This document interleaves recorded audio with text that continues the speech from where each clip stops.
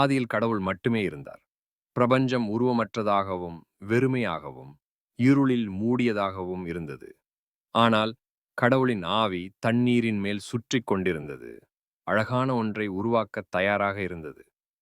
பிறகு கடவுள் ஒளி இருக்கட்டும்.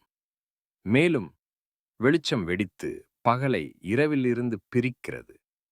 கடவுள் ஒளியைக் கண்டார். அது நல்லது என்று அறிவித்தார். 2ஆம் நாள் கடவுள் தண்ணீரை பிரித்து அவற்றுக்கிடையே ஒரு பரந்த விரிவை உருவாக்கினார். அவர் இந்த விரிவை ஆகாயம் என்று அழைத்தார்.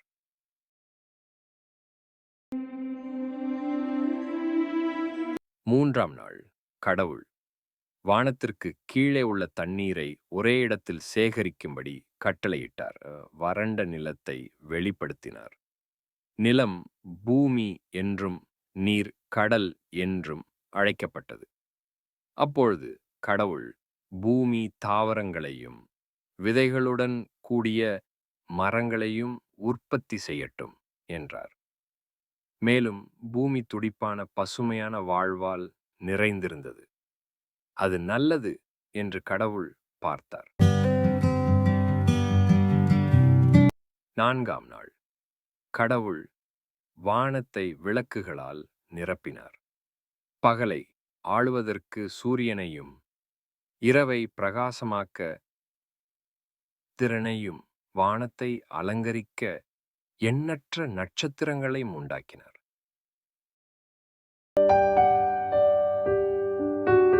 5ஆம் நாளில் கடவுள் கடல்களையும் வானங்களையும் உயிரினங்களால் நிரப்பினார். பெரிய கடல் உயிரினங்கள் கடல்களில் நீந்தின. பறவைகள் வானத்தில் பறந்தன. அவர் அவர்களை ஆசீர்வதித்தார். பலனடைந்து பெருகுங்கள். 6ஆம் நாளில் கடவுள் நிலத்தில் சுற்றித் திரிவதற்காக விலங்குகளை படைத்தார். காட்டு மிருகங்கள், கால்நடைகள் மற்றும் ஊர்ந்து செல்லும் உயிரினங்கள்.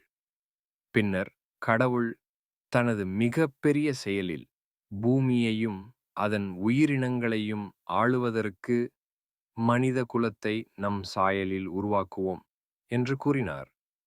எனவே கடவுள் பூமியின் மண்ணிலிருந்து ஒரு மனிதனை உருவாக்கி அவனுக்குள் உயிர் ஊதினார்.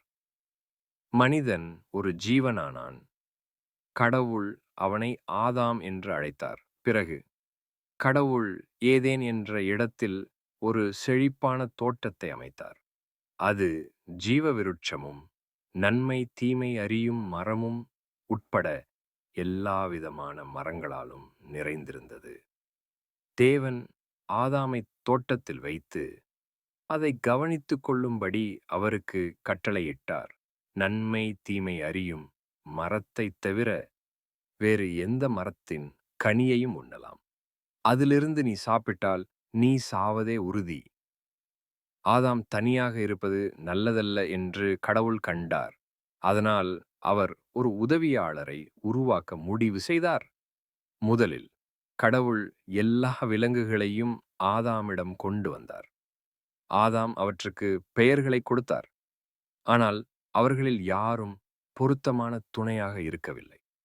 ஆகவே கடவுள் ஆதாமை ஆழ்ந்த உறக்கத்தில் விழச் செய்தார். அவர் தூங்கும்போது கடவுள் அவரது விலா எலும்புகளில் ஒன்றை எடுத்து ஒரு பெண்ணை உருவாக்கினார். ஆதாம் கண்விழித்து அவளை பார்த்தபோது, இப்போது இது என் எலும்பின் எலும்பும் என் சதையின் சதையுமாகும் என்றார். அவர் அவளுக்கு ஏவாள் என்று பெயரிட்டார். ஆதாமும் ஏவாளும் சேர்ந்து தோட்டத்தில் வாழ்ந்து அதன் அழகையும் கடவுளின் பிரசன்னத்தையும் அனுபவித்தனர். There's a light in the heart, anticipating a beautiful end.